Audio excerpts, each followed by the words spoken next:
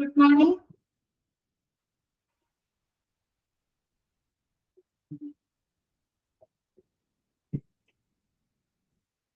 Okay, just very good morning. Varsha, okay. Shabana. Okay, Lakshmi, good morning.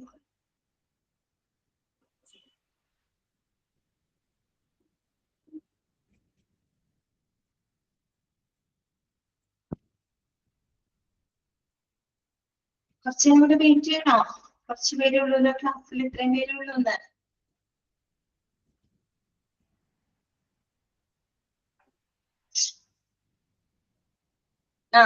Some details തന്നു അല്ലേ? April 8 exam അല്ലേ? April 8 exam കേട്ടോ. അപ്പൊ next വീക്കോട് കൂടിയിട്ട് നിങ്ങളുടെ പോർഷൻസുകളെല്ലാം തന്നെ കംപ്ലീറ്റ് ആവും. എന്റെ ഇന്ന് കംപ്ലീറ്റ് ആവും കേട്ടോ. ഇന്നത്തോടു കൂടി നമ്മൾ ആ ഒരു ചാപ്റ്റർ തീർക്കും. പിന്നെ നാളത്തെ ക്ലാസ്സിൽ മിക്കവാറും മിസ് ആയിരിക്കും കേരളമുണ്ടാവും. മിസ്സിന് കുറച്ച് ഓപ്ഷൻ എടുക്കാനായിട്ട് തോന്നുന്നു അല്ലെ? അതുകൊണ്ട് മിസ്സായിരിക്കും കേട്ടോ മിക്കവാറും നാളത്തെ ക്ലാസ്സിൽ തരുന്നുണ്ടാവാം. ഓക്കെ, തുടങ്ങാം. അപ്പൊ നമുക്ക് ക്ലാസ് സ്റ്റാർട്ട് ചെയ്താലോ? എല്ലാവരും റെഡിയാണോ? ഓക്കെ, ശരി. ഓൾമ്യൂട്ട് ചെയ്യാണ് കേട്ടോ.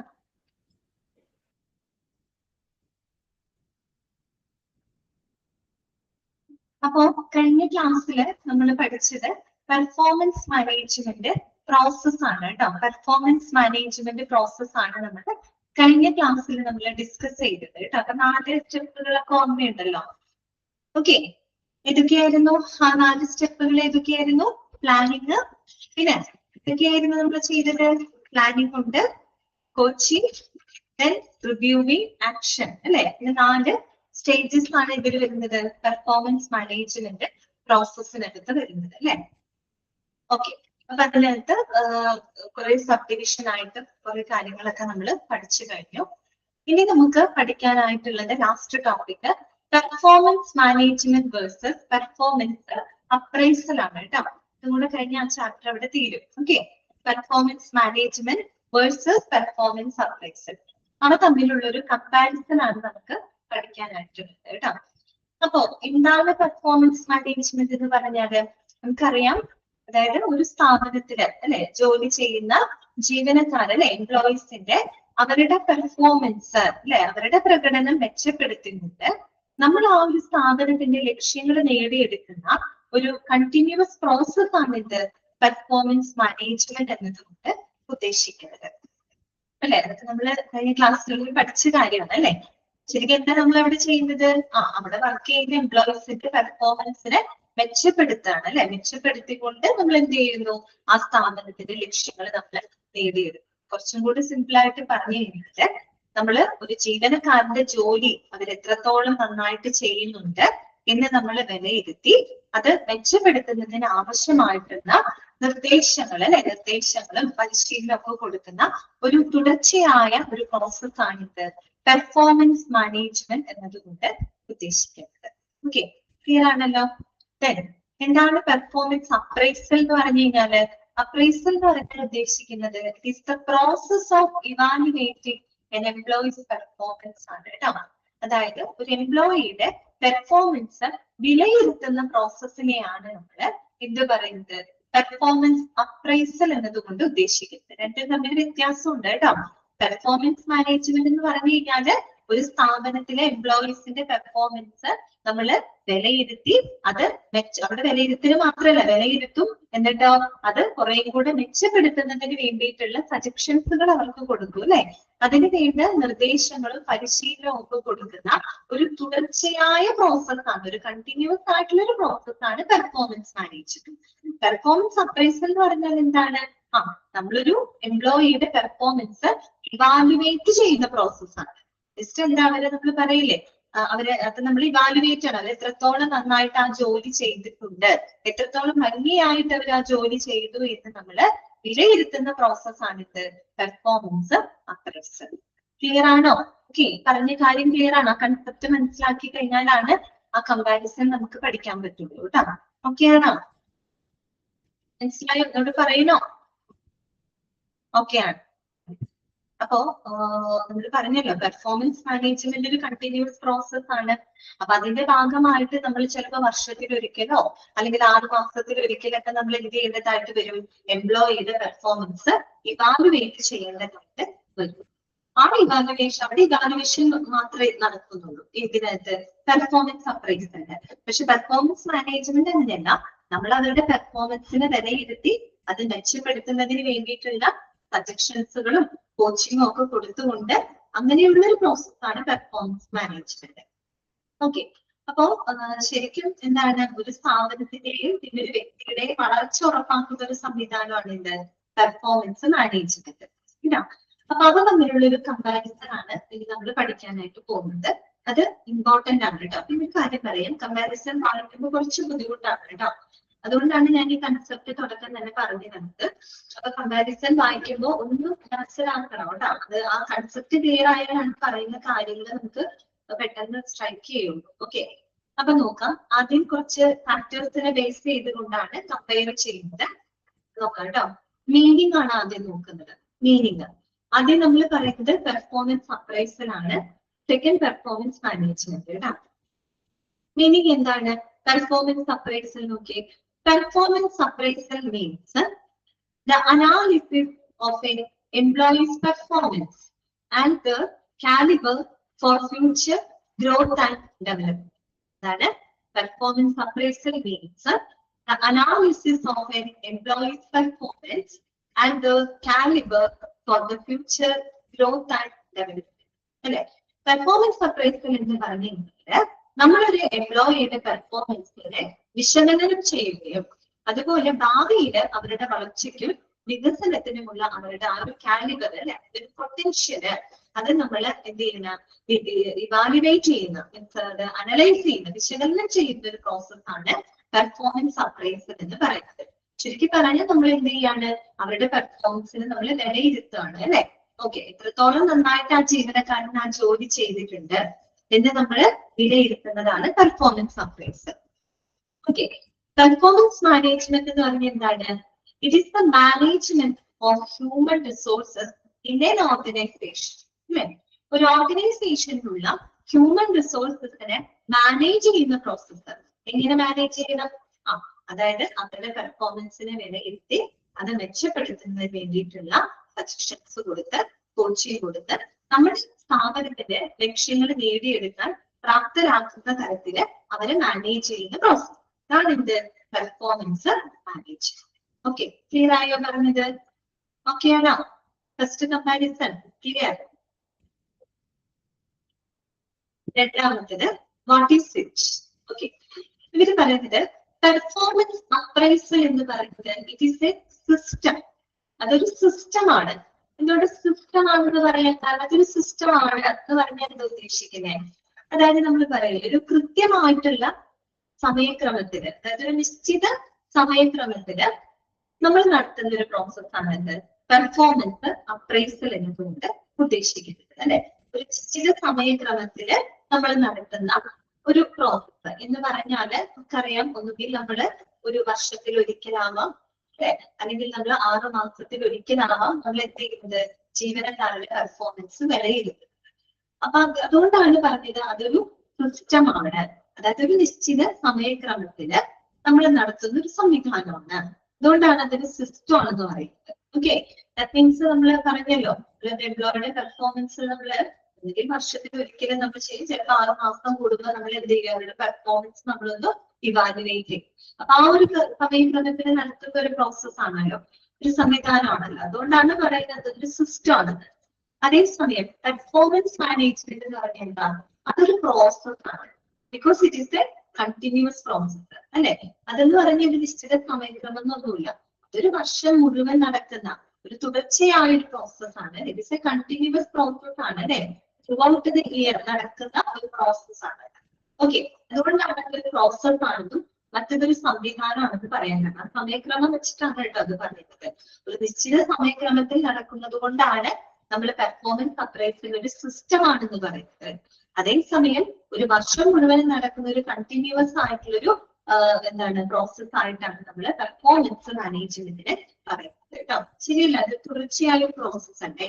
ഓക്കെ, അതൊരു അടുത്തൊരു ഡിഫറൻസ് ആണ്. ഡിഫറൻസ് അല്ല, കമ്പാരിസൺ ആണ്. ഓർത്ത് വെക്കാട്ടോ. Performance appraisal is a system, performance management is a process. Okay, ഇനി അതിന്റെ നേച്ചർ എന്താ നോക്കാം. പെർഫോമൻസ് അപ്രൈസൽ എന്ന് പറഞ്ഞാൽ that is rigid in nature. That is rigid in nature. Rigid ആണെന്ന് പറഞ്ഞാൽ എന്താണ്? മാറ്റമില്ലാത്തതാണ്. അതായത് ഫ്ലെക്സിബിൾ അല്ല, അല്ലെ? ഒട്ടും ഫ്ലെക്സിബിൾ അല്ല, അല്ലെ? അപ്രൈസൽ നടത്തണം എന്നുള്ളത് നിർബന്ധമായിട്ടുള്ള ഒരു കാര്യം. അതായത് മാറ്റമില്ലാതെ നടക്കുന്ന ഒരു കാര്യമാണ്, അല്ലെ? അത് നമുക്ക് എന്ത് ചെയ്യണം? വെറുതെ എംപ്ലോയീസിനെ അവിടെ ജോലിക്ക് നിർത്തിയാൽ മാത്രം പോരല്ലോ. അവരുടെ പെർഫോമൻസ് എത്രത്തോളം ഉണ്ടെന്ന് നമ്മൾ എന്ത് ചെയ്യണം? വിലയിരുത്തണം, അല്ലെ? അത് വളരെ റിജിഡ് ആയിട്ടുള്ള ഒരു കാര്യമാണ്. മാത്രമല്ല അതിനൊരു സ്ട്രക്ചേർഡ് ആണ്, അല്ലെ? അതിനൊരു ഘടനയുണ്ട്, അല്ലെ? ഘടന എന്ന് പറയുമ്പോൾ സ്ട്രക്ചേർഡ് ആയിട്ടുള്ള ഒരു കാര്യമല്ലേ പെർഫോമൻസ് അപ്രൈസൽ. വർഷത്തിൽ ഒരിക്കലും നടത്തണം, അല്ലെങ്കിൽ 6 മാസത്തിൽ ഒരിക്കലും നടത്തണം എന്നുള്ളത് നിർബന്ധമായിട്ടുള്ള ഒരു കാര്യമാണ്. മാറ്റമില്ലാതെ ചെയ്യേണ്ട ഒരു കാര്യം. ആ ഒരു അർത്ഥത്തിലാണ് ഇത് റിജിഡ് നേച്ചർ എന്ന് പറയുന്നത്. ഓക്കെ, പക്ഷേ പെർഫോമൻസ് മാനേജ്മെന്റ് എന്ന് പറഞ്ഞാൽ കപ്പിൾ മീൻസ് ഫ്ലെക്സിബിൾ ആണ്. ഓക്കെ, അത് കുറെ കൂടെ എന്താണ്? ഫ്ലെക്സിബിൾ ആണ്. കാര്യം എന്താണ്? അവിടെ നമ്മൾ പെർഫോമൻസ് വിലയിരുത്തും.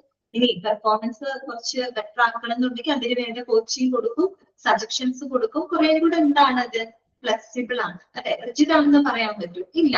അവർക്കൊരു ത്രൂ ഔട്ട് ദ ഇയർ മുഴുവൻ സമയമുണ്ട്. ആ സമയത്ത് അവരുടെ പെർഫോമൻസ് മെച്ചപ്പെടുത്താനുള്ള എല്ലാവിധ സൗകര്യങ്ങളും അവർക്ക് പ്രൊവൈഡ് ചെയ്യുന്നുണ്ട്, അല്ലെ? Performance management. പക്ഷെ അപ്രൈസൽ അങ്ങനെയാണോ? അല്ല.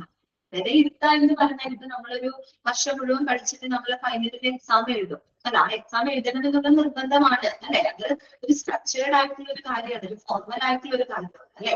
അങ്ങനെയാണ് പെർഫോമൻസ് അപ്രൈസൽ. പക്ഷെ പെർഫോമൻസ് മാനേജ്മെന്റ് പറഞ്ഞാൽ ഒരു കണ്ടിന്യൂസ് പ്രോസസ് ആയതുകൊണ്ട് തന്നെ അത് വളരെ ഫ്ലെക്സിബിൾ ആണ്. ഓക്കെ, ഇതാണ് നേച്ചർ കേട്ടോ. ക്ലിയർ ആകുന്നുണ്ടോ? ഞാൻ പറയുന്ന കാര്യങ്ങൾ ഒന്ന് ചിന്തിക്കണം കേട്ടോ, നല്ലോണം പെട്ടെന്ന് മനസ്സിലാവുള്ളൂ. അത് വെറുതെ വായിക്കുമ്പോ എന്താണ്? അത് റിജിഡാണ്, അത് ഫ്ലെക്സിബിൾ ആണ്, അങ്ങനെ വെറുതെ വായിച്ചു പോയിട്ട് കാര്യമില്ല. എന്താണ് അവിടെ ഉദ്ദേശിക്കുന്ന അർത്ഥം അത് ക്ലിയർ ആവണം കേട്ടോ. ഓക്കെ ആണോ നിങ്ങൾക്ക്? അതൊന്നും പറയുന്നില്ലല്ലോ, മനസ്സിലാവുന്നുണ്ടോ? ഓക്കെ, അടുത്തത് ടൈപ്പ് ഓഫ് ടൂൾ ആണ് കേട്ടോ.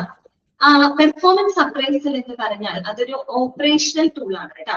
ഓപ്പറേഷണൽ ടൂൾ എന്ന് പറയാൻ കാരണം എന്താണ്? അതായത് നമ്മള് ശരിക്കും പറയില്ല, ഒരു സ്ഥാപനത്തിലെ ദൈനംദിന കാര്യങ്ങളൊക്കെ കൈകാര്യം ചെയ്യുന്നതിന് വേണ്ടിയിട്ട്, അല്ലെങ്കിൽ ഭരണപരമായിട്ടുള്ള കാര്യങ്ങളൊക്കെ കൈകാര്യം ചെയ്യുന്നതിന് വേണ്ടിയിട്ട് നമ്മൾ നടത്തുന്ന ഒരു എന്താ പറയാ പ്രോസസ് ആണ്, അല്ലെ? ആ ഒരു അർത്ഥമാണ് ഓപ്പറേഷണൽ ടൂൾ ആണെന്ന് പറയുന്നത്. നമ്മളൊരു എംപ്ലോയിയുടെ പെർഫോമൻസ് എന്തിനു വേണ്ടിയിട്ടാണ് നമ്മള് വിലയിരുത്തുന്നത്? എന്തിനു വേണ്ടിയിട്ടാ? ഇതിനു വേണ്ടിയിട്ട് അവരിലൂടെ നമുക്ക് ആ സ്ഥാപനത്തിന്റെ ലക്ഷ്യങ്ങൾ നമുക്ക് നേടിയെടുക്കണം, അല്ലെ? അവരെത്രത്തോളം നന്നായിട്ട് പെർഫോം ചെയ്യുന്നുണ്ട്, അല്ലെ? എത്രത്തോളം നന്നായിട്ട് നമ്മൾ ഏൽപ്പിച്ച ജോലി എത്രത്തോളം എഫിഷ്യന്റ് ആയിട്ട് അവർ ചെയ്യുന്നുണ്ട് എന്ന് നമ്മൾ വിലയിരുത്തി അവർക്കൊരു റാങ്കിങ് കൊടുക്കുകയാണ്, അല്ലെ? അല്ലെങ്കിൽ ഒരു ഗ്രേഡ് നമ്മൾ കൊടുക്കുകയാണ്. എന്തിനു വേണ്ടിയിട്ടാണ്? നമ്മുടെ സ്ഥാപനത്തിന്റെ ഭരണപരമായിട്ടുള്ള കാര്യങ്ങൾ കൈകാര്യം ചെയ്യുന്നതിന് വേണ്ടിയിട്ട്, അല്ലെങ്കിൽ ഏറ്റവും നല്ല രീതിയിൽ നമ്മുടെ സ്ഥാപനത്തിന്റെ ദൈനംദിന പ്രവർത്തനങ്ങള് എന്താണ് മുന്നോട്ട് കൊണ്ടുപോകാൻ വേണ്ടിയിട്ടാണ് നമ്മൾ എന്ത് ചെയ്യുന്നത്? അവരുടെ പെർഫോമൻസ് നമ്മൾ വിലയിരുത്തുന്നത്, അല്ലെ? സോ അതൊരു ഓപ്പറേഷണൽ ടൂൾ ആണ്. ഓക്കെ, അതേസമയം പെർഫോമൻസ് മാനേജ്മെന്റ് എന്ന് പറഞ്ഞാൽ അതൊരു സ്ട്രാറ്റജിക് ടൂൾ ആണ്. സ്ട്രാറ്റജിക് ടൂൾ എന്ന് പറയുന്നത് എന്താണ്? അതൊരു ലോങ് ടേം ആയിട്ടുള്ള ഒരു എന്താ പറയാ ലക്ഷ്യങ്ങൾ നേടിയെടുക്കുന്നതിന് വേണ്ടിയിട്ട്. നമുക്കറിയാലോ, പെർഫോമൻസ് മാനേജ്മെന്റ് എന്ന് പറഞ്ഞാൽ ജീവനക്കാരുടെ കഴിവുകളെ മെച്ചപ്പെടുത്തിക്കൊണ്ട് സ്ഥാപനത്തിന്റെ ലക്ഷ്യങ്ങൾ നേടിയെടുക്കുക, അതാണ് നമ്മൾ ഉദ്ദേശിക്കുന്നത്. അപ്പൊ ഒരു സ്ഥാപനത്തിന്റെ ലക്ഷ്യങ്ങൾ നേടിയെടുക്കുക എന്ന് പറയുമ്പോൾ വളരെ ഫ്യൂച്ചറിസ്റ്റിക് ആയിട്ടുള്ള ഒരു കാര്യമാണ്, അല്ലെ? ഒരു ലോങ് ടേം ആയിട്ടുള്ള ഗോൾസുകള് അച്ചീവ് ചെയ്യുന്നതിന് വേണ്ടിയിട്ടുള്ള ഒരു തുടർച്ചയായ ഒരു പ്രോസസ് നമ്മള് എന്താ പറയാ അതിന് വേണ്ടിയിട്ട് ആ ലക്ഷ്യങ്ങൾ നേടിയെടുക്കുന്നതിന് വേണ്ടിയിട്ട് നമ്മൾ എന്ത് ചെയ്യാണ്? നമ്മള് മുന്നോട്ട് വെക്കുന്ന വളരെ തന്ത്രപരമായിട്ടുള്ള ഒരു ടൂളാണ് ഇത് പെർഫോമൻസ് മാനേജ്മെന്റ് എന്ന് പറയുന്നത്. മറ്റേത് ഓപ്പറേഷണൽ ടൂൾ ആണ്, ഇത് സ്ട്രാറ്റജിക് ടൂൾ ആണ്. വ്യത്യാസം ഉണ്ട് കേട്ടോ. ഓപ്പറേഷണൽ ടൂൾ എന്ന് പറയുമ്പോൾ സ്ഥാപനത്തിന്റെ ഭരണപരമായ കാര്യങ്ങളും മറ്റും ഒക്കെ എന്താണ് ഹാൻഡിൽ ചെയ്തു പോവുക, അല്ലെങ്കിൽ ദൈനംദിന പ്രവർത്തനങ്ങളൊക്കെ ഹാൻഡിൽ ചെയ്തു പോകുന്നതിനുള്ള അതാണ് അതിന് വേണ്ടിയിട്ടുള്ളതാണ് പെർഫോമൻസ് അപ്രൈസൽ. പെർഫോമൻസ് മാനേജ്മെന്റ് എന്ന് പറയുമ്പോൾ നമ്മൾ ആ സ്ഥാപനത്തിന്റെ ലക്ഷ്യങ്ങൾ നേടിയെടുക്കുന്നതിന് വേണ്ടിയിട്ട് വളരെ ഫ്യൂച്ചറിസ്റ്റിക് ആയിട്ട് നമ്മൾ ചെയ്യുന്ന വളരെ തന്ത്രപരമായിട്ടുള്ള ഒരു സംവിധാനമാണ് പെർഫോമൻസ് മാനേജ്മെന്റ് എന്നതുകൊണ്ട് ഉദ്ദേശിക്കുന്നത്. ഓക്കെ, പിന്നെ അടുത്തതാണ് ഓണഡ് ബൈ. ഉത്തരവാദിത്വം ആരുടെയാണ് കേട്ടോ. പെർഫോമൻസ് അപ്രൈസൽ നടത്തുക എന്നുള്ളത് ആരുടെ റെസ്പോൺസിബിലിറ്റിയാണ്? It is owned by. That means it is responsible അല്ലെ. റെസ്പോൺസിബിലിറ്റി ആരുടേതാണ്? ഹ്യൂമൻ റിസോഴ്സ് ഡിപ്പാർട്ട്മെന്റ്, HR ഡിപ്പാർട്ട്മെന്റിന്റെ കേട്ടോ. പെർഫോമൻസ് അപ്രൈസലിന്റെ ആരുടെ ഉത്തരവാദിത്വമാണ്? ഹ്യൂമൻ റിസോഴ്സ് ഡിപ്പാർട്ട്മെന്റ് അല്ലെ. അവരുടെ ഉത്തരവാദിത്വമാണ് അല്ലെ ഇത് ജീവനക്കാരുടെ പ്രകടനം വിലയിരുത്തുക എന്നുള്ളത്. അതേസമയം പെർഫോമൻസ് മാനേജ്മെന്റ് അതിന്റെ റെസ്പോൺസിബിലിറ്റി ആർക്കാണ്? മാനേജേഴ്സിനാണ്. മാനേജേഴ്സ് അവരുടെ കീഴിലുള്ള സ്റ്റാഫുകളുടെ പെർഫോമൻസിനെ വിലയിരുത്തി അവർക്ക് ആവശ്യമായിട്ടുള്ള സജഷൻസ് കൊടുത്ത് അതിലൂടെ സ്ഥാപനത്തിന്റെ ലക്ഷ്യങ്ങൾ നേടിയെടുക്കുന്നു. അപ്പൊ അതിന്റെ ഉത്തരവാദിത്തം ആർക്കാണ്? മാനേജേഴ്സിനാണ്. അതേസമയം പെർഫോമൻസ് അപ്രൈസലിന്റെ റെസ്പോൺസിബിലിറ്റി ആർക്കാണ്? അത് HR ഡിപ്പാർട്ട്മെന്റിനാണ്. ഓക്കെ, ഇനി conductor. Performance appraisal conducted annually. സാധാരണ നമ്മൾ പെർഫോമൻസ് അപ്രൈസൽ നടത്തുന്നത് വർഷത്തിൽ ഒരിക്കല് അല്ലെങ്കിൽ ചിലപ്പോൾ 6 മാസത്തിൽ ഒരിക്കലൊക്കെ നടത്താം കേട്ടോ. വർഷത്തിൽ ഒരിക്കലോ 6 മാസത്തിൽ ഒരിക്കലോ നടത്തുന്ന ഒരു പ്രോസസ്സാണ് അല്ലെ. നിശ്ചിത സമയക്രമം ഉണ്ട്, അതുകൊണ്ടാണ് നമ്മൾ അതൊരു സിസ്റ്റമാണെന്ന് പറഞ്ഞത്. അതേസമയം പെർഫോമൻസ് മാനേജ്മെന്റ് എന്താണ്? കണ്ടിന്യൂസ്ലി അല്ലെ, കണ്ടിന്യൂസ് പ്രോസസ് അല്ലേ. അത് തുടർച്ചയായി നടക്കുന്ന ഒരു പ്രോസസ്സാണ്. അതായത് വർഷത്തിൽ ഒരിക്കലോ 6 മാസത്തിൽ ഒരിക്കലോ 3 മാസത്തിൽ ഒരിക്കലോ നടക്കുന്നതാണോ? അല്ല. പെർഫോമൻസ് മാനേജ്മെന്റ് കണ്ടിന്യൂസ് പ്രോസസ് ആണെങ്കിൽ പെർഫോമൻസ് അപ്രൈസൽ എന്ന് പറഞ്ഞാൽ that is conducted annually. Okay, ഇനി അടുത്തത് കേട്ടോ അപ്രോച്ച്. ഇവയുടെ രണ്ടിന്റെയും ഒരു സമീപന രീതി എങ്ങനെയാണ് കേട്ടോ.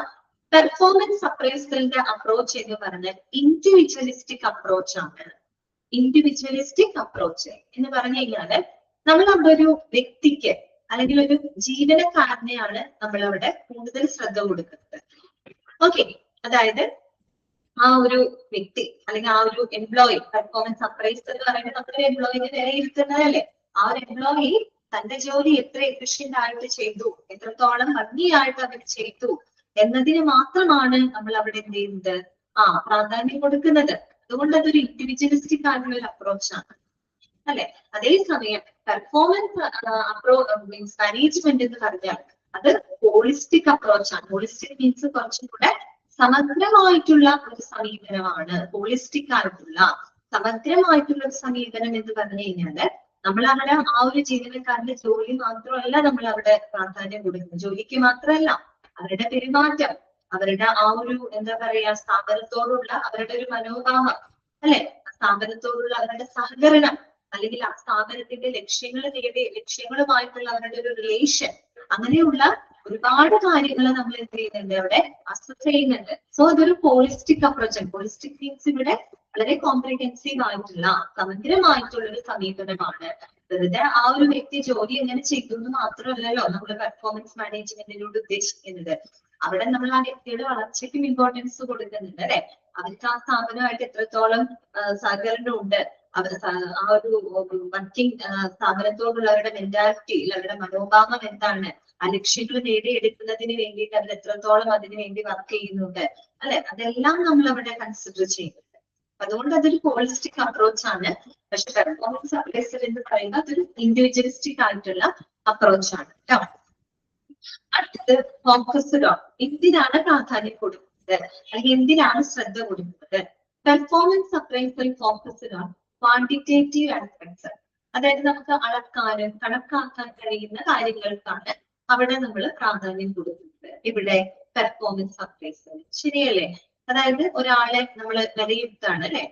ഒരാളുടെ പെർഫോമൻസ് വിലയിരുത്താന്ന് പറയുമ്പോൾ നമ്മൾ ആ വ്യക്തിയുടെ അളക്കാൻ കഴിയുന്ന കണക്കാക്കാൻ കഴിയുന്ന കാര്യങ്ങൾക്കാണ് പ്രാധാന്യം കൊടുക്കുന്നത് അല്ലെ. എന്ന് വെച്ചാൽ അയാൾ എത്ര ബിസിനസ് കൊണ്ടുവന്നു, അയാൾ എത്ര പ്രോജക്റ്റുകൾ ചെയ്തു തീർത്തു അല്ലെ, അങ്ങനെയൊക്കെയാണ് നമ്മൾ നോക്കുന്നത് അല്ലെ.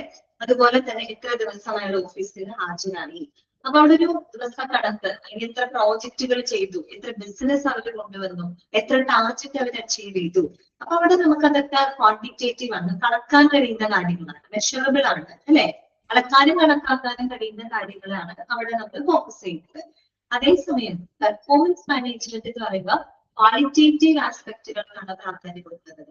അളക്കാൻ കഴിയാത്ത കാര്യങ്ങൾ, എന്ന് പറഞ്ഞാല് അവരുടെ പെർഫോമൻസിന്റെ ഒരു ഗുണമേന്മ അല്ലെ, ആ ഒരു ഗുണനിലവാരം, അല്ലെങ്കിൽ അവരുടെ ലീഡർഷിപ്പ് ക്വാളിറ്റി അല്ലെ, അതുപോലെ പിന്നെ എന്താ പറയാ പ്രോബ്ലം സോൾവിങ് എന്താ പറയാ സ്കില്ലുകള്, അല്ലെങ്കിൽ അവരുടെ ഡിസിഷൻ മേക്കിംഗ് സ്കില്ലുകള് അല്ലെ, ലീഡർഷിപ്പ്, കോപ്പറേഷൻ, ഇതൊക്കെയാണ്. അതെന്ന് പറയുമ്പോൾ നമുക്ക് അളക്കാൻ പറ്റുന്ന കാര്യങ്ങളല്ല, അവരുടെ ആ ഒരു എന്താ പറയാ ഗുണനിലവാരവുമായിട്ട് ബന്ധപ്പെട്ട കാര്യങ്ങളാണ് അല്ലെ.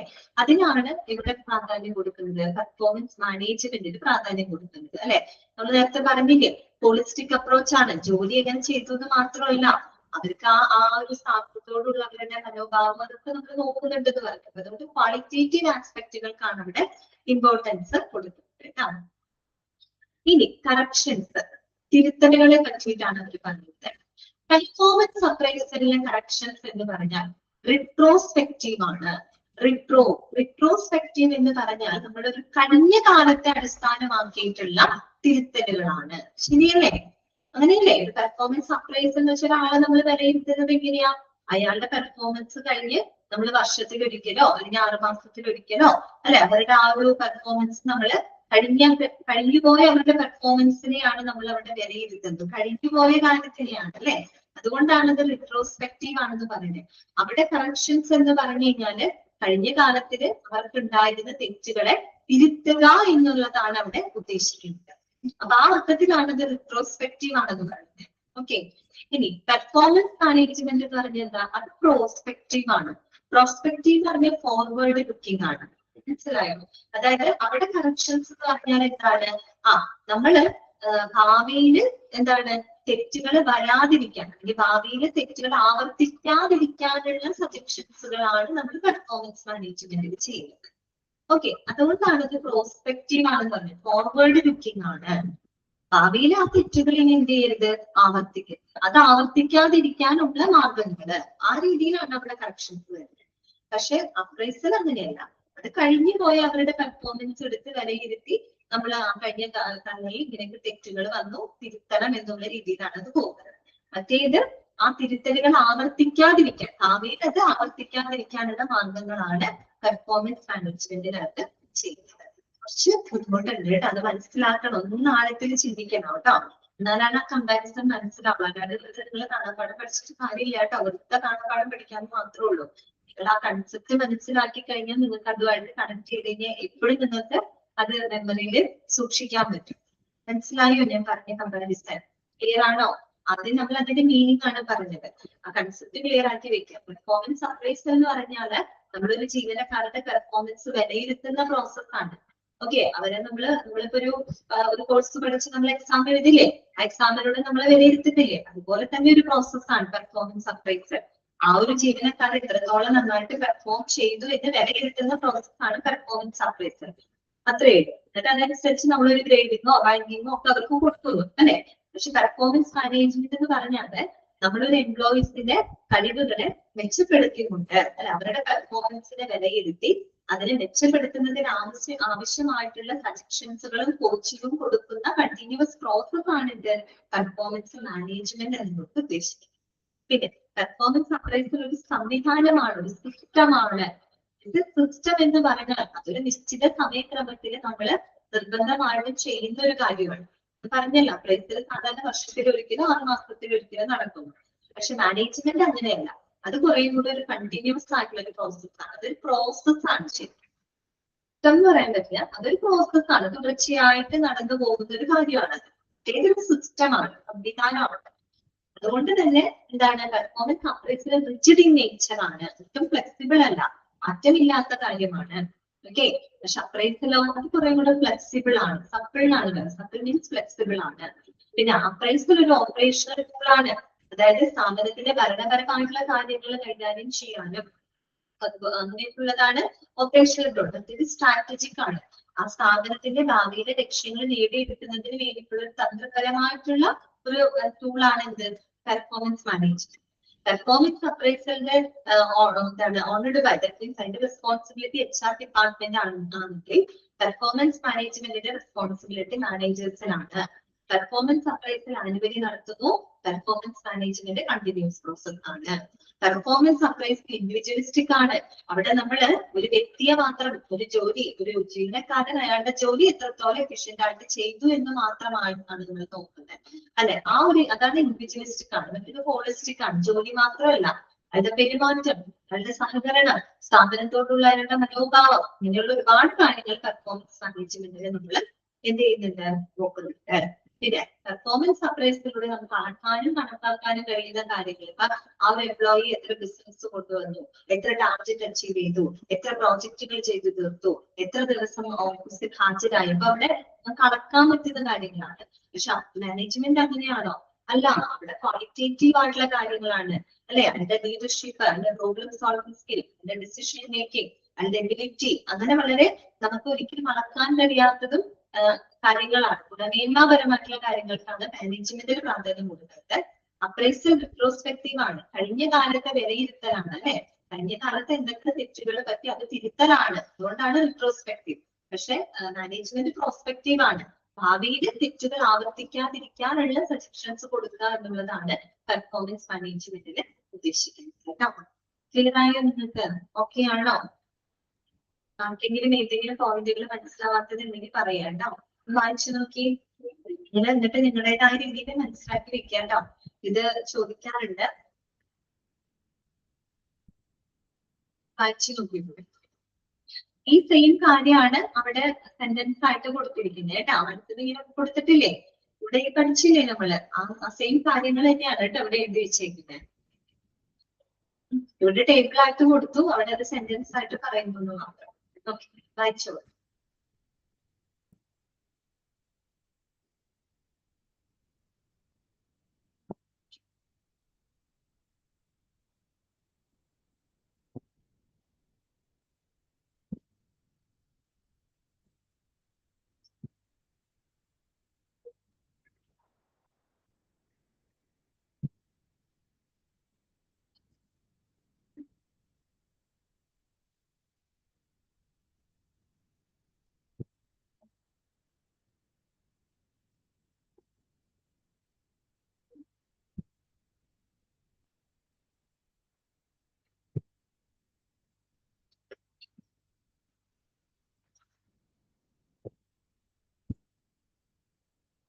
അടുത്തത് വായിക്കാം കേട്ടോ. നെക്സ്റ്റ് ഇത് തന്നെ സെയിം കാര്യങ്ങൾ തന്നെ.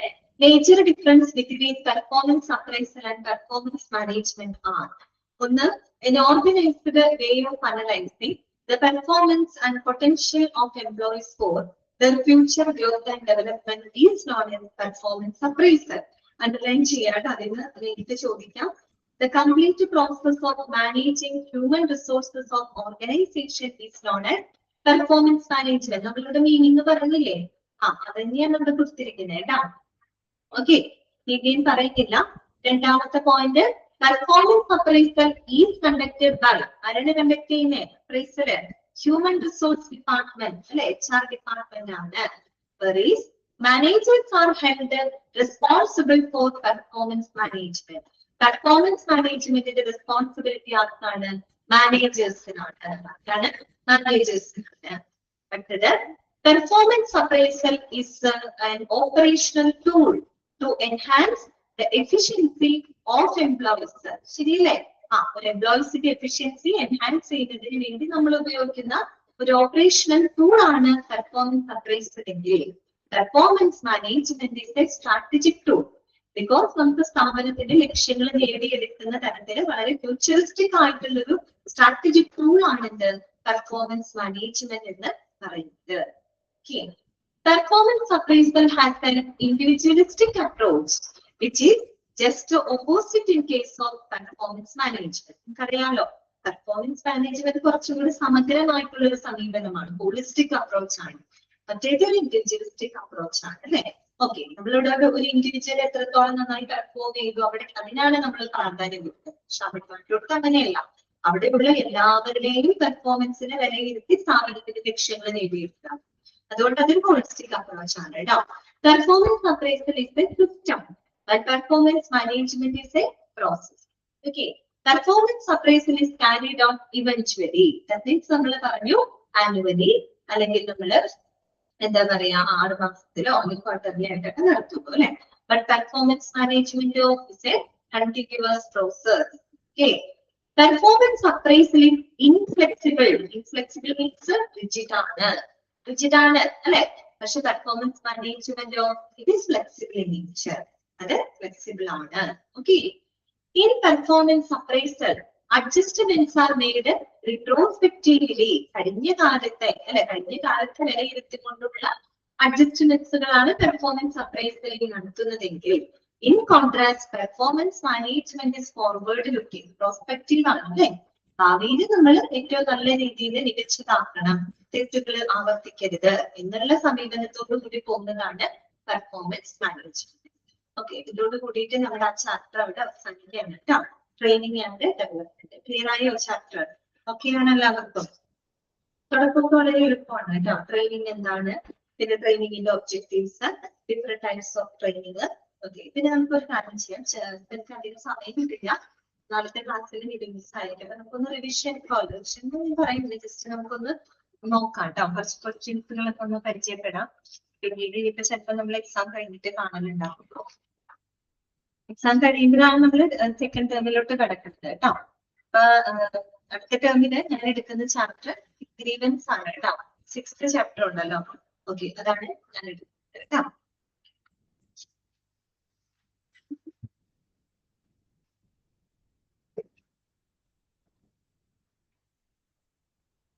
അപ്പൊ നമുക്ക് ഈ ചാപ്റ്ററിനെ ബേസ് ചെയ്ത് തന്നെ കുറച്ച് ക്വസ്റ്റ്യൻസുകൾ നമുക്കൊന്ന് നോക്കാം കേട്ടോ. അപ്പൊ നിങ്ങള് ഒന്ന് ചോദ്യങ്ങളൊക്കെ ഒന്ന് മനസ്സിലാക്കുക, എനിക്ക് ആൻസർ ചെയ്യാൻ പറ്റുന്നുണ്ടോ എന്നുള്ളതും ഒന്ന് നോക്കുക കേട്ടോ. എല്ലാവരും ഒന്ന് പറ്റുന്നുണ്ടെങ്കിൽ കമന്റ് ചെയ്യാം കേട്ടോ. പറ്റുന്നുണ്ടെങ്കിൽ കമന്റ് ചെയ്യാം, തെറ്റാണെങ്കിൽ കുഴപ്പമില്ല കേട്ടോ. തെറ്റാലും പ്രശ്നമൊന്നുമില്ല, നമുക്കത് തിരുത്താനുള്ള സമയമുണ്ട്, അതുകൊണ്ടാണ് കേട്ടോ. ഓക്കെ, അപ്പൊ നോക്കുക, ഫസ്റ്റ് ക്വസ്റ്റ്യൻ ഇതാണ്. What is the primary definition of training? What is the primary definition of training? എന്താണ് ട്രെയിനിങ്ങിന്റെ ഡെഫിനിഷൻ എന്നാണ് ചോദിക്കുന്നത് കേട്ടോ. Option A process four evaluating employee performance. Option B, an organized activity for increasing the knowledge and skills of people for the definite purpose. Third option, a method for recruiting new employees into the organization. Option D, a system for managing corporate finance. ഇതായിരിക്കും answer വരിക. Okay, very good, correct ആണ്. Kaveri, Lakshmi, Jessy, okay correct ആണ്. പിന്നെ Reshma, Ranji, Shilpa, Sreelakshmi, okay correct ആണ് കേട്ടോ. B ആണ് അല്ലെ. It's an organized activity for increasing the knowledge and skills of people for a definite purpose. അടുത്ത question, why is training considered a continuous or a never ending process? എന്തുകൊണ്ടാണ് ഒരു ട്രെയിനിങ്ങിനെ ഒരു continuous ആയിട്ടുള്ള അല്ലെങ്കിൽ ഒരു നെവർ എൻഡിങ് പ്രോസസ് ആയിട്ട് കണക്കാക്കുന്നത് എന്തുകൊണ്ടാണ് എന്നാണ് ചോദിക്കുന്നത് കേട്ടോ. Option A, because it is only for newly recruited employees. Option B, because it refreshes the old workers on new methods and increases the skills of new employees. Option C, because it is a one-step process. Option D, because it is an informal activity. ഇതായിരിക്കും answer വരിക. C ആണോ answer വരിക? C ആണോ? Because it is A one step process ആണോ? അല്ല, പിന്നെന്താണ്? B ആണ് answer. ചോദ്യം എന്തായിരുന്നു? എന്തുകൊണ്ടാണ് ട്രെയിനിങ്ങിനെ ഒരു കണ്ടിന്യൂസ് ഓർ ഡെവലപ്പിംഗ് പ്രോസസ് ആയിട്ട് കണക്കാക്കുന്നത്? എന്തുകൊണ്ടാണ്? Because it refreshes the old workers on new skills അല്ലെ, and increases the skills of new employees. പുതിയ ആളുകൾക്ക് മാത്രമാണോ ട്രെയിനിങ് കൊടുക്കുന്നത്? അല്ല, പഴയ ആളുകൾക്ക് അവരുടെ നോളജ് അപ്ഡേറ്റ് ചെയ്യുന്നതിന് വേണ്ടിയിട്ടാണ് നമ്മൾ ട്രെയിനിങ് കൊടുക്കുന്നത്. അങ്ങനെ നോക്കുമ്പോൾ ശരിക്കും എന്താണ്? It's A never ending process ആണ് അല്ലെ. പുതുതായിട്ട് വരുന്ന ആളുകൾക്ക് മാത്രം കൊടുക്കുന്നതാണെങ്കിൽ നമുക്ക് വൺ സ്റ്റെപ്പ് പ്രോസസ് എന്നൊക്കെ വേണമെങ്കിൽ പറയായിരുന്നു അല്ലെ. ഓക്കെ, പക്ഷെ അങ്ങനെയാണോ? അല്ല, ഓൾറെഡി ജോലിയിൽ ഇരിക്കുന്ന ആളുകൾക്ക് കാലങ്ങൾ മാറുന്നതിനനുസരിച്ച് വരുന്ന മാറ്റങ്ങളുമായിട്ട് പൊരുത്തപ്പെടാൻ അവർക്ക് എന്ത് കൊടുക്കും? ട്രെയിനിങ് കൊടുക്കുന്നുണ്ട്. അങ്ങനെ നോക്കുമ്പോൾ അതൊരു നെവർ എൻഡിങ് പ്രോസസ് അല്ലെ. ഓക്കെ, അടുത്തത്, which of the following is listed as the significant reason for the importance of training? What is the important? Training in importance ആണ് പറഞ്ഞത്. നമ്മൾ ഈ ഒരു ചാപ്റ്ററിൽ ഇമ്പോർട്ടൻസ് ഓഫ് ട്രെയിനിങ് എന്ന് പറഞ്ഞിട്ട് ഒരു 6 പോയിന്റുകൾ പഠിച്ചു വെച്ചിട്ടുണ്ട് അല്ലെ. ഇതിന് ടെക്സ്റ്റിൽ കറക്റ്റ് ആയിട്ട് കൊടുത്തിട്ടുണ്ട്. ഇത് വന്നിട്ടുള്ള ഒരു ക്വസ്റ്റ്യൻ ആണ് കേട്ടോ. Option A, to decrease the diversity of the work force. To decrease the diversity of the work force. B, to respond to technological changes affecting job requirements. C, to avoid career development for employees. D, to reduce the need for recruitment. ഏതായിരിക്കും answer? Which will be the right answer? ഏതായിരിക്കും? ഇതാണ് right answer. C ആണോ? C ആണോ? സിയും ബിയും ശരിക്കും answer B ആണ് കേട്ടോ. പക്ഷെ സി കേൾക്കുമ്പോൾ ഒരുപക്ഷെ നിങ്ങൾക്ക് എ ഒരിക്കലും വരില്ല. എ എന്തായാലും വരില്ല. നിങ്ങളത് ശ്രദ്ധിച്ചു കേൾക്കുക. എ എന്തായിരുന്നു? To decrease the diversity of the work force. Decrease എന്നാ പറഞ്ഞത്. ജോലി സ്ഥലത്തുള്ള വൈവിധ്യം അത് കുറയ്ക്കുന്നതിന് വേണ്ടിയിട്ട് ആണോ? അതിന് വേണ്ടിയിട്ടാണോ ട്രെയിനിങ് കൊടുക്കുന്നേ? ആണോ? അല്ല. To respond to technological changes affecting job requirement. നമ്മുടെ ജോലിയുമായിട്ട് ബന്ധപ്പെട്ട് വരുന്ന ടെക്നോളജിക്കൽ ചേഞ്ചസുകളുമായിട്ട് പൊരുത്തപ്പെട്ടു പോകുന്നതിന് നമ്മൾ ഉപയോഗിക്കുന്നു. സി എന്തായിരുന്നു? To avoid career development for employees അല്ലെ? അതെ, എംപ്ലോയീസിന്റെ കരിയർ ഡെവലപ്മെന്റിനെ ഒഴിവാക്കുന്നതിന് വേണ്ടിയിട്ട്. ഒഴിവാക്കാൻ വേണ്ടിയിട്ടാണോ നമ്മൾ ട്രെയിനിങ് കൊടുക്കുന്നത്? ആണോ? അവരുടെ കരിയർ ഡെവലപ്മെന്റിനെ തടസ്സപ്പെടുത്താനോ ഒഴിവാക്കാനോ വേണ്ടിയിട്ടാണോ നമ്മൾ ട്രെയിനിങ് കൊടുക്കുന്നത്? ഒരിക്കലും അല്ല അല്ലെ? പിന്നെ ഏതാണ് right answer? B is the right answer കേട്ടോ. അപ്പൊ അത് പഠിക്കാതെ തന്നെ നമുക്ക് വായിക്കുമ്പോ അതിന്റെ അർത്ഥം മനസ്സിലായി തന്നെ നമുക്ക് അറിയാൻ പറ്റും കേട്ടോ. അത് ശ്രദ്ധിക്കാം. എനിക്കോളം ഞാൻ വായിക്കുന്നത് കൊണ്ടാവും നിങ്ങൾക്ക് ക്വസ്റ്റ്യൻ പേപ്പറിൽ നിങ്ങൾ നേരിട്ട് കാണുമ്പോൾ തെറ്റില്ല കേട്ടോ. ഞാൻ ജസ്റ്റ് വായിച്ച് കേട്ടിട്ടാണല്ലോ നിങ്ങൾ ആൻസർ പറയുന്നത്. അടുത്തത്, പിന്നെ നമ്മൾ അവരുടെ ട്രെയിനിങ്ങിന്റെ സ്റ്റെപ്സുകൾ പഠിച്ചിട്ടുണ്ട്. അത് വളരെ ഇമ്പോർട്ടന്റ് ആണ് കേട്ടോ. ട്രെയിനിങ്ങിന്റെ സ്റ്റെപ്സുകൾ പഠിച്ചിട്ടില്ലേ? ആ സ്റ്റെപ്സുകൾ ഓർമ്മയുണ്ടല്ലോ. അത് വളരെ ഇതായിട്ട് തന്നെ പഠിക്കണം കേട്ടോ. ഫസ്റ്റ് സ്റ്റെപ്പ് ഏതാണ്, second step, third, fourth, fifth correct ആയിട്ട് പോകണം കേട്ടോ. ഓക്കെ, അപ്പൊ അതിന്റെ കുറച്ച് ക്വസ്റ്റ്യൻസ് നോക്കാം. What is the first step in a systematic training process? ഞാൻ ഓപ്ഷൻ തരുന്നില്ല, ഇത് പറയാമോ നിങ്ങൾക്ക്? What is the first step of a training process? Training പ്രോസസ്സിന്റെ ആദ്യത്തെ സ്റ്റെപ്പ് എന്താണ്? Option A setting objective, option B designing the program, C needs assessment, D evaluation. ഇതാണ് right answer. Okay, very good, correct ആണ്. Needs assessment അല്ലെ first step. അടുത്തത്, a training needs assessment can be studied from which two perspectives? ഒരു need assessment നമുക്ക് ഏത് രണ്ട് പെർസ്പെക്ടീവ്സിലൂടെ പഠിക്കാം എന്നാണ് പറയുന്നത്. ഓപ്ഷൻ തരാം. Option A simple and complex perspective, option B short term and long term, option C individual and group, option D internal and external. ഇങ്ങനെയാണ് നമ്മൾ ടെക്സ്റ്റിൽ പഠിച്ചത്. സി ആണ് അല്ലെ, ഇൻഡിവിജ്വൽ ആൻഡ് ഗ്രൂപ്പ്. രണ്ട് പെർസ്പെക്ടീവിലൂടെയാണ് നമ്മൾ അതിനെ നോക്കിക്കാണുന്നത്. ഓക്കെ, അടുത്തത്, what is the final step in the training process used to determine the effectiveness of the session? ആ ഒരു സെഷന്റെ ഇഫക്റ്റീവ്നെസ് ഡിറ്റർമിൻ ചെയ്യുന്നതിന് വേണ്ടി നമ്മൾ ട്രെയിനിങ് പ്രോസസ്സിൽ ഉപയോഗിക്കുന്ന ഫൈനൽ സ്റ്റെപ്പ് ഏതാണ്?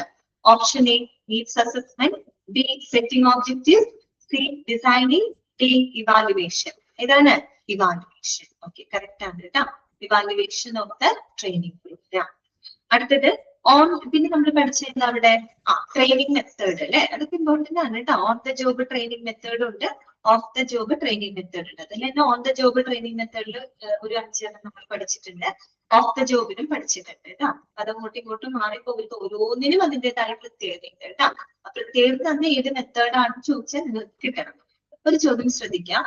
On the job training method, on the job training method are also known as, മറ്റൊരു പേരിൽ അറിയപ്പെടുമല്ലോ. എന്താണ് ആ പേര്? ഓപ്ഷൻ പറഞ്ഞോ ജസ്മിന് പറഞ്ഞോ. ജോബ് എന്താണ്? കറക്റ്റ് ആണ്. ജോബ് ഇൻസ്ട്രക്ഷൻ ട്രെയിനിങ് അല്ലെ? എന്താണ് പറയാ?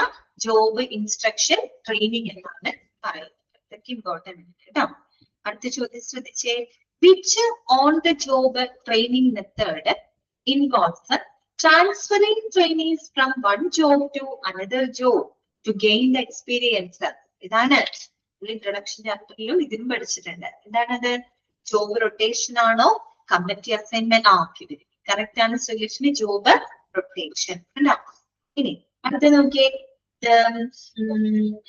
Training method involving realistic behaviour in an imaginary situation used for developing interpersonal skill is known as?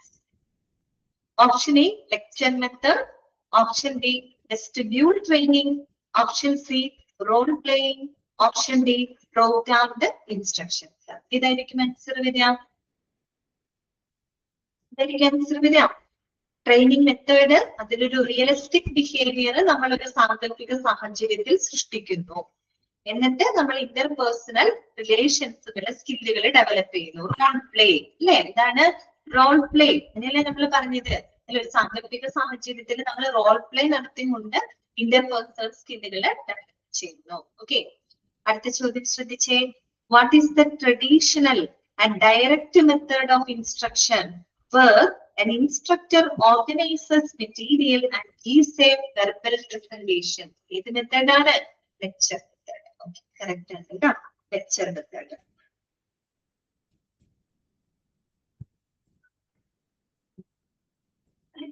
A method involving a group of people who discuss ideas, examine facts, and draw conclusions is called. Option A, lecture. Option B, role play. Okay, correct ആണ് കേട്ടോ, conference. ഞാൻ option തരാതെ നിങ്ങൾ answer പറഞ്ഞ് ചോദിച്ചാൽ correct ആണ് കേട്ടോ. Lakshmi Shiva, okay, conference ആണ്. അപ്പൊ അത് ഓരോന്നിന്റെ പ്രത്യേകത മനസ്സിലാക്കി പോവുക. അതാണ് അവിടെ നിങ്ങൾ പഠിക്കുമ്പോൾ ശ്രദ്ധിക്കേണ്ടത് കേട്ടോ. പിന്നെ നമ്മൾ അവിടെ എന്താ പഠിച്ചേ? ട്രെയിനിങ്ങും ഡെവലപ്മെന്റും തമ്മിലുള്ള വ്യത്യാസം. ട്രെയിനിങ്ങും ഡെവലപ്മെന്റും തമ്മിലുള്ള വ്യത്യാസം. അപ്പൊ ഒരു ക്വസ്റ്റ്യൻ ശ്രദ്ധിക്കാം. Which process focuses on the overall growth and improvement of an employee's skills for the long term? Option തരാം. Option A, training. Option B, recruitment. C, development. D, appraisal. ഇതാണ് ആൻസർ വരാം. ഇതാണ് ആൻസർ വരാം. Which process focuses on the overall growth and development of an employee's skill for the long term? Very correct ആണ്. Development അല്ലെ, development. Training എന്ന് പറഞ്ഞാൽ ഏതെങ്കിലും ഒരു പെർട്ടിക്കുലർ ജോലി മാത്രം ചെയ്യാനുള്ള ഒരു കഴിവ് വർദ്ധിപ്പിക്കലാണ് ട്രെയിനിങ്. പക്ഷെ ഒരു വ്യക്തിയുടെ ഓവറോൾ ആയിട്ടുള്ള ഒരു വികാസം ലക്ഷ്യമിടുന്നത് എന്താ? അത് ഡെവലപ്മെന്റ്. ഓക്കെ, ഇനി അടുത്ത ചോദ്യം ശ്രദ്ധിക്കാം. Training is typically as a result of initiatives taken by dash, while development is a result of initiatives taken by dash. Option A, self-management. Option B, management, self. Option C, HR, finance. Option D, employee, customer. ഏതായിരിക്കും right answer വരാം? B ആണ് കേട്ടോ, മാനേജ്മെന്റും സെൽഫും. ചോദ്യം നോക്കിയേ. Training is typically a result of initiatives taken by dash. ട്രെയിനിങ്ങിന് ആരാണ് initiative എടുക്കുന്നത്?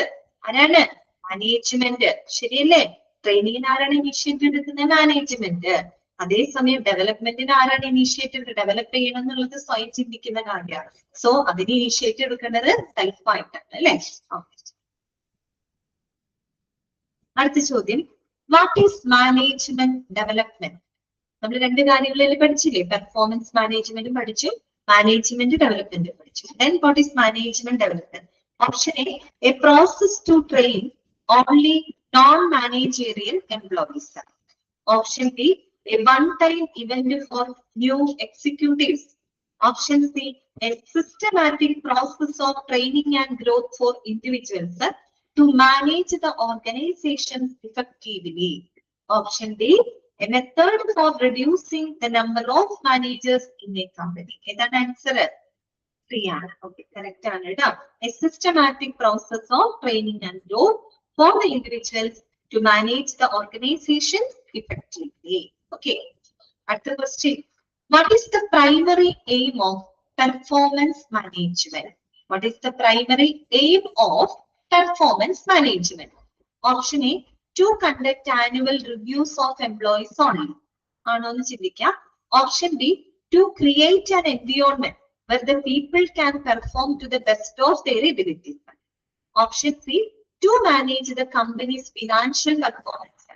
Option D, to discipline employees for the poor performance. ഏതാണ് ആൻസർ വരിക? B ആണ് അല്ലെ? കറക്റ്റ് ആണ്.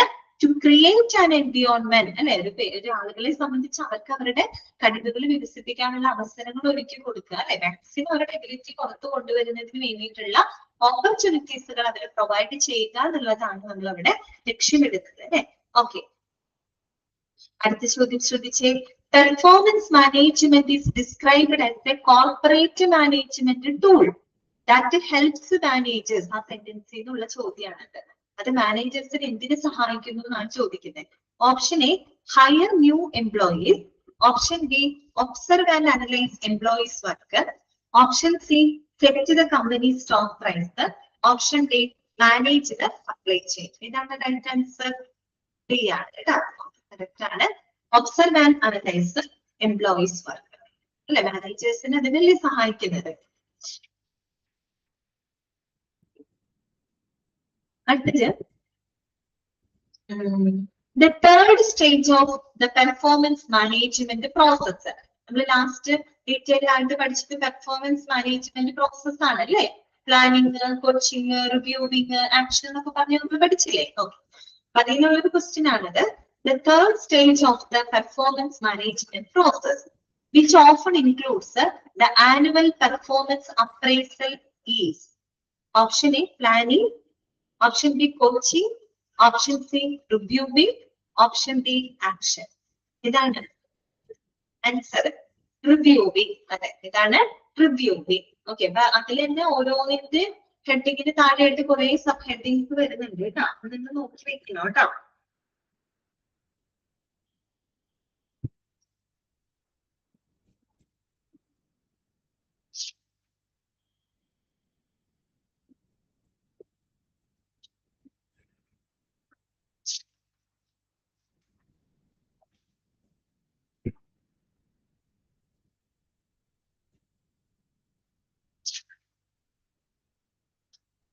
Performance management is considered dash, while performance appraisal is dash. ചോദ്യം നമ്മൾ വായിക്കാം. Performance management is considered dash, while performance appraisal is dash. Option A flexible, inflexible. Option B inflexible, flexible. Option C a system, a process. Option D retrospective, prospective. ഇതാണ് answer.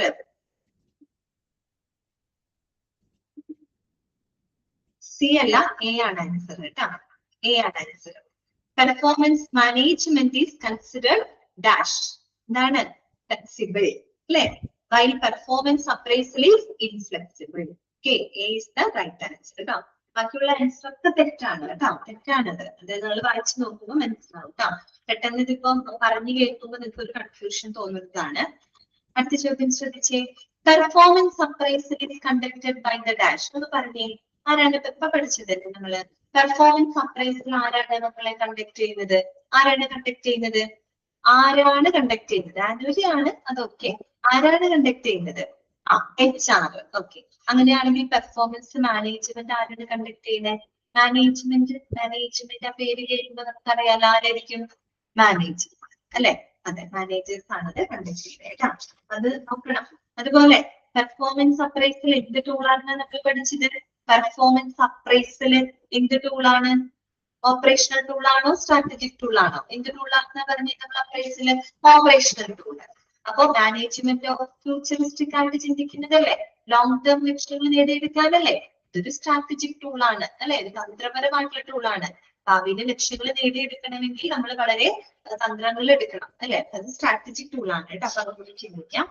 Okay,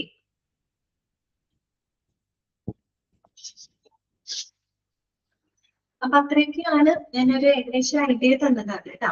കാര്യം അതിൽ ഏറ്റവും important ആയിട്ട് നമ്മൾ പഠിക്കേണ്ടത് ട്രെയിനിങ്ങിന്റെ സ്റ്റെപ്സുകൾ important ആണ്. On the job, of the job, അതൊക്കെ important ആണ് കേട്ടോ. പ്രത്യേകതകൾ തരും. പിന്നെ ഒരു കൺഫ്യൂഷൻ വരുന്ന ഭാഗം മാനേജ്മെന്റ് ഡെവലപ്മെന്റും പെർഫോമൻസ് മാനേജ്മെന്റും ആണ് കേട്ടോ. ഓക്കെ, അപ്പൊ അത് ക്ലാസ് ക്ലിയർ ആയിട്ടുണ്ടാകും എന്ന് വിചാരിക്കുന്നു.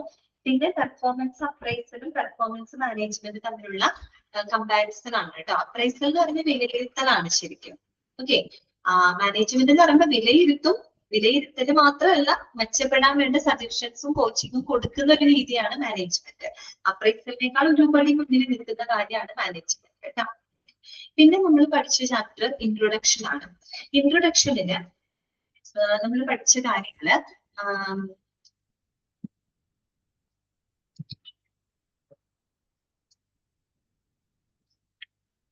ഇൻട്രൊഡക്ഷനിലെ നമ്മൾ മോഡലുകളൊക്കെ പഠിച്ചിട്ടുണ്ടായിരുന്നു കേട്ടോ. അതൊക്കെ ഇമ്പോർട്ടന്റ് ആണ്. മോഡൽസ് പഠിച്ചത് ഓർമ്മയുണ്ടല്ലോ. അതായത് മോഡൽസ് ഓഫ് HR. ഓക്കെ, അത് ഇമ്പോർട്ടന്റ് ആണ് കേട്ടോ. ഓരോ മോഡലുകൾ, Fombrun model, Harvard model, best model, Warwick model എന്നൊക്കെ പറഞ്ഞ് നമ്മൾ പഠിച്ചില്ലേ?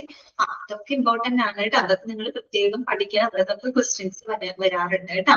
മോഡൽ ആരാണ് ഇൻട്രൊഡ്യൂസ് ചെയ്തത്, ഓരോ മോഡലിന്റെ പ്രത്യേകത എന്താണ്, ഓക്കെ, അത് ഇമ്പോർട്ടന്റ് ആണ്. അതുപോലെ ഒബ്ജക്റ്റീവ്സ് ഒക്കെ ഒന്ന് വായിക്കണം കേട്ടോ.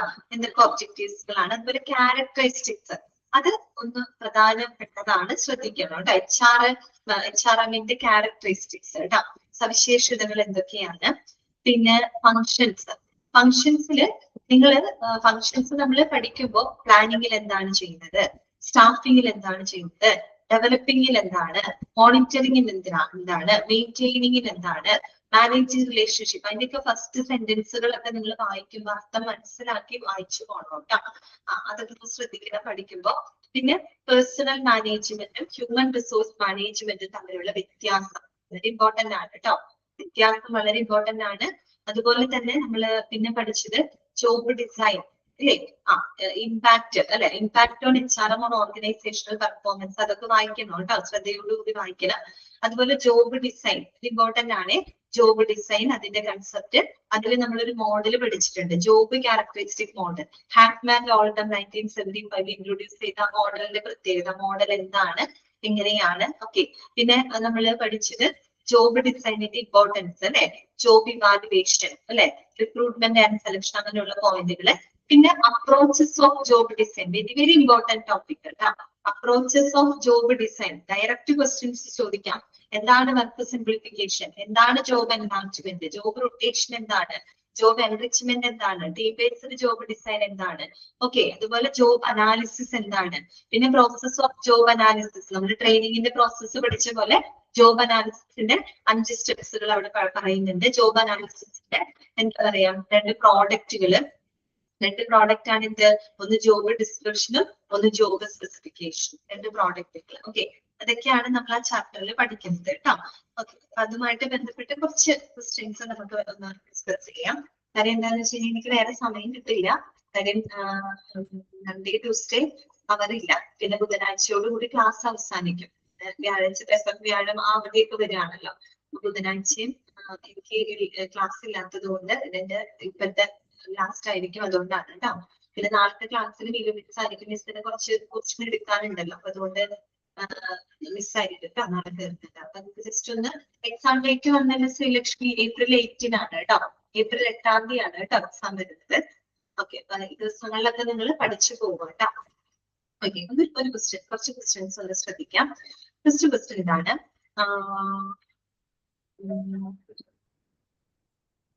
the Fortran model of HRM consists of which 4 functions? Fortran model ഫംഗ്ഷൻസുകൾ എന്തൊക്കെയാണ്? Option A planning, organising, leading, controlling. Option B marketing, finance, operation, sales. Option C selection, appraisal, development, rewards. Option D recruitment, training, compensation, firing. ഇതാണ് answer, C ആണ്. Okay, selection, appraisal, development, reward. അയച്ചു പോകുമ്പോൾ ശ്രദ്ധിക്കുക കേട്ടോ. Who developed the GEST model of HRM in 1997? GEST model ആരാണ് introduce ചെയ്തത്? Option A Michael Dear, option B David Guest, option C Chris Henry, option D Edwin B Flippo. ഇതാണ് answer, B ആണ്, David Guest. Guest പേര് കേൾക്കുമ്പോൾ തന്നെ അറിയാം. Okay, എന്നിട്ട്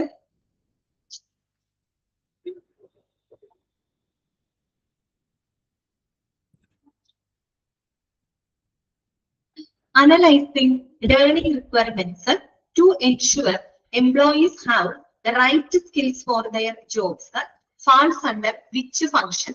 Function of HRM എന്നുള്ള ചോദ്യമാണ്. Functions of HRM എന്ന് പറയുന്നത് നമ്മുടെ ടെക്സ്റ്റിൽ കൊടുത്തിട്ടില്ലേ, ഇതിനുള്ള ക്വസ്റ്റ്യൻ ആണത്. Analyzing learning requirements to ensure employees have the right skills for their jobs falls under which function?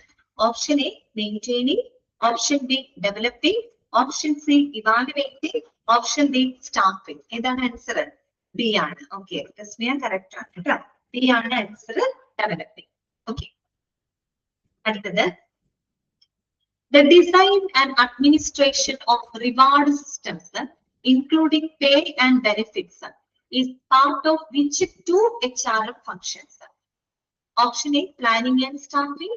Option B, monitoring and maintaining. Option C, developing and evaluating. Option D, staffing and developing. ഇതാണ് answer വരിക.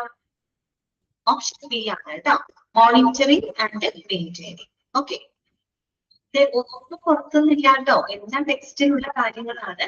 ആ text കൃത്യമായിട്ട് വായിച്ചു പോവുക. Class നമ്മൾ എടുക്കുമ്പോഴൊക്കെ അത് വ്യക്തമായിട്ട് പറഞ്ഞിട്ടുണ്ട്.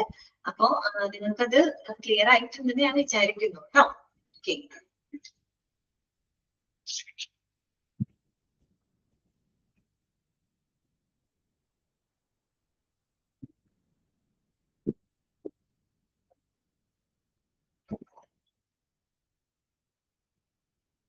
പിന്നെ നമ്മളവിടെ ലൈൻ മാനേജറുടെ ഡ്യൂട്ടി പഠിക്കുന്നുണ്ട്, HR മാനേജറുടെ ഡ്യൂട്ടി ഒക്കെ പഠിക്കുന്നുണ്ട്. അതൊക്കെ ഒന്ന് വായിച്ചു പോണം കേട്ടോ, വളരെയധികം ശ്രദ്ധിച്ച് വായിച്ചു പോണം. അടുത്തൊരു ചോദ്യം ശ്രദ്ധിച്ചേ. Okay, the ability to guide and manage staff members is a major skill driven by which department? The ability to guide and manage staff members is a major skill driven by which department? Option A, finance department. Option B, human management department. Option C, marketing department. Option D, IT department. ഇതാണ് answer വരിക. ഇതാണ്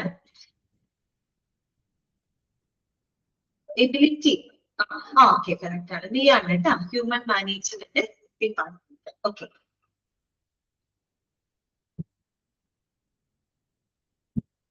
poorly designed jobs. Poorly designed job designing ഉള്ള question ആണ് കേട്ടോ. Poorly designed jobs often result in എന്തിന് കാരണമാവുന്നത്? Option A, high motivational productivity ആണോ? Option B, boredom and high turnover. Option C, low operating cost. Option D, increased employee satisfaction. ഇതാണ് right answer, B ആണ്. Correct ആണ് കേട്ടോ, boredom and high turnover. അപ്പൊ നമുക്ക് നമ്മുടെ ക്ലാസ് വൈൻഡപ്പ് ചെയ്യാം. അപ്പൊ എല്ലാവർക്കും ബെസ്റ്റ് വിഷസ്, നന്നായിട്ട് പരീക്ഷ എഴുതുക കേട്ടോ. പരീക്ഷ എഴുതുന്നത് ഫസ്റ്റ് ടൈം ഒക്കെ എഴുതാൻ പോകുന്ന ആൾക്കാരുണ്ടോ ഓൺലൈൻ ആയിട്ട്? അപ്പൊ അത് ഇവർക്ക് അറിയാൻ പറ്റും. എന്തായാലും ഒരു കാര്യം ശ്രദ്ധിക്കുക, എപ്പോഴും എക്സാം അറ്റൻഡ് ചെയ്യുന്ന സമയത്ത് നിങ്ങളുടെ മെയിൽ ID, ഓക്കെ, നിങ്ങളുടെ റോൾ നമ്പർ അതൊക്കെ കറക്റ്റ് ആയിട്ട് എൻറ്റർ ചെയ്യുക കേട്ടോ. എൻറ്റർ ചെയ്തിട്ട് വളരെ റിലാക്സ് ചെയ്ത് തന്നെ എക്സാം അറ്റൻഡ് ചെയ്യുക കേട്ടോ. സമയമൊക്കെ ഇഷ്ടം പോലെ ഉണ്ട്, വായിച്ച് സമാധാനമായിട്ട് അത് ആൻസർ ചെയ്താൽ മതി. അതിനുള്ള സമയമുണ്ട്. നിങ്ങൾ ശ്രദ്ധിക്കേണ്ടത് എന്താണ്? റേഞ്ചുള്ള സ്ഥലത്ത് പോയിരിക്കാം.